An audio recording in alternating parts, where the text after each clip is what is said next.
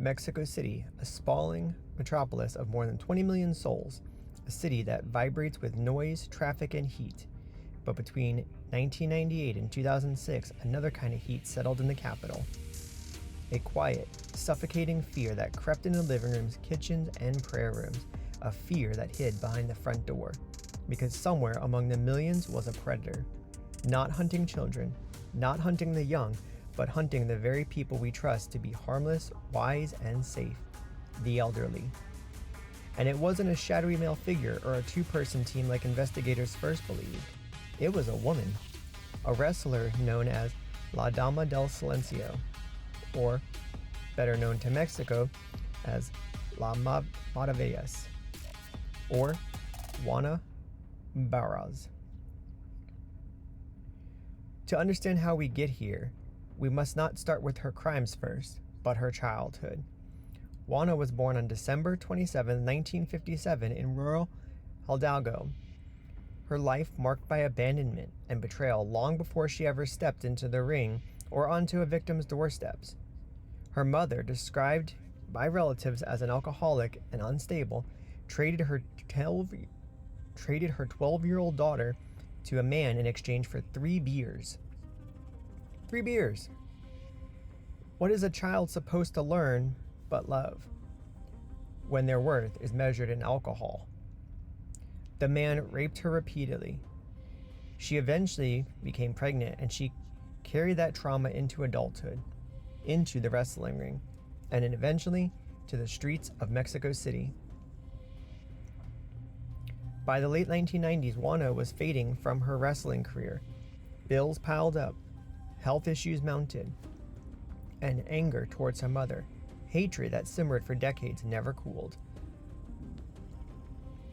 Elderly women reminded her of one person she despised the most.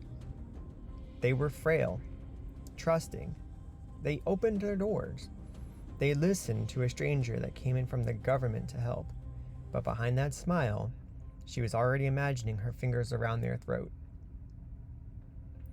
If we peel back the layers of this case, a horrifying pattern emerges. She didn't choose her victims at random. Each woman was targeted, approached, and killed inside the home she believed was safe. Now let's walk through the victims, because statistics means nothing if we don't understand the lives behind the numbers.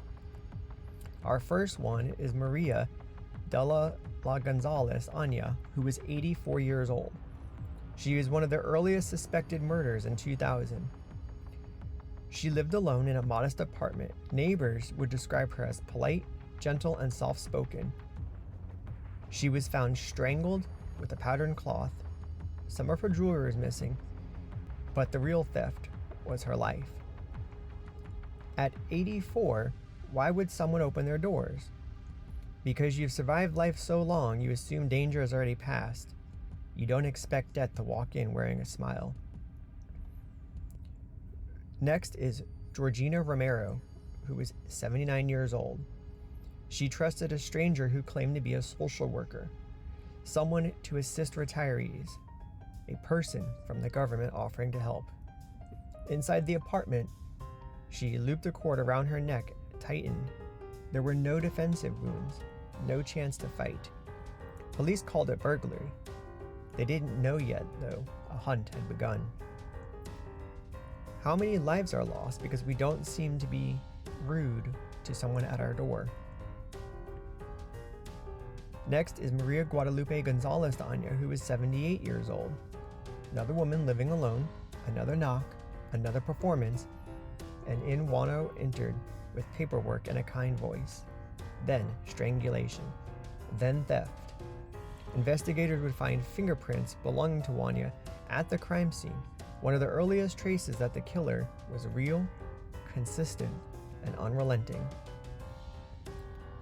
Then we have Carmen Camila Gonzalez, who is 82 years old.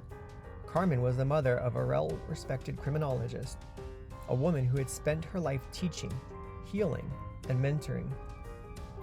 She was found strangled in 2004. Her death forced authorities to acknowledge the obvious. This was no coincidence. This is a serial murderer.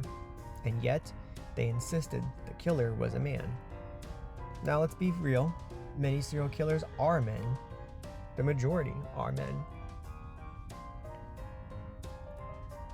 Unfortunately, this profiling of a man and the inability of investigators to consider the woman led to a completely wrong profile.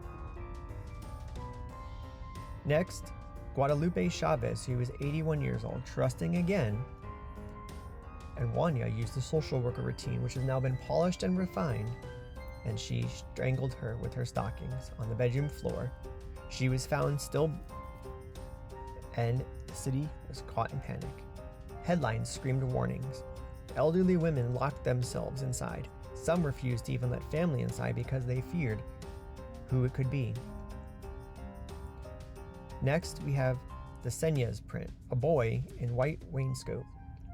One of the strangest investigative threads came from repeated coincidence. Multiple victims owned copies of the same artwork. Peter Señas, a boy in red wainscot. Investigators became obsessed, and what was it symbolic to? A trigger? A ritual? Was Juana drawn to something in that image, a memory or a mirror, target? We still don't know. And that obsession cost investigators precious months of time that they could be searching for the killer. Next is Francila Gonzalez, who was 85. Francisca fought back. Her arms bore bruises, her face carried cuts. The elderly woman clawed and scratched and struggled even as strength faded. But it left evidence, proof of the battle she refused to surrender. Imagine the terror that she must face. Next is Ana Maria Reyes Alfaro, who was 82. This is the final confirmed victim, the one who brought Juana down. On January 25, 2006, neighbors heard a commotion. They saw a woman who was stocky and athletic leaving in a red blouse. Inside that apartment, Ana Maria lay dead, strangled with a stethoscope, a tool meant to save lives turned into a weapon. Police chased the figure and they cornered her. And the world learned the truth. Not a ghost, not a man, not a myth. A wrestler, a woman, a murderer. Each victim at this pattern of crimes was elderly, female, living alone, trusting and vulnerable, and nearly all of them allowed the killer inside and were strangled, and they died in their own living spaces. There were no elaborate rituals, no bizarre strangling, no sadistic tortures, just intimate, suffocating, face to face, breath against breath. DNA and fingerprint and eyewitness accounts led to Juana. She confessed to some of the murders and denied some of the others. Investigators believe her number was far beyond the official count. In 2008, Juana was sentenced to 759 years in prison. Mexico does not allow life sentences in the traditional sense, but she will never walk free again. Behind the concrete walls, she became curious. She became a curiosity, a former wrestler, a serial killer, and disturbingly, someone who own intimates her, someone other inmates saw as harmless, as if the walls erased her past. Even with her behind bars, Mexico City did not immediately relax. Some families believed she had accomplices. Others insisted she was responsible for dozens more. How do you come to evil? At 40? At 50? What number does it stop mattering? People stopped answering the doors. Elderly women barricaded themselves behind furniture, and to this day, the words "La Mataviejitas" carry the weight of a curse. So I ask you this: what happens when society forgets its elders? When we turn vulnerable into isolation? When investigators chase their assumptions instead of their evidence? And when trauma is born in the childhood, and who pays the price decades later? The victims. Always the victims. This has been another episode of Bloodstained Backstories. If you enjoyed this episode, be sure to like, share, and subscribe.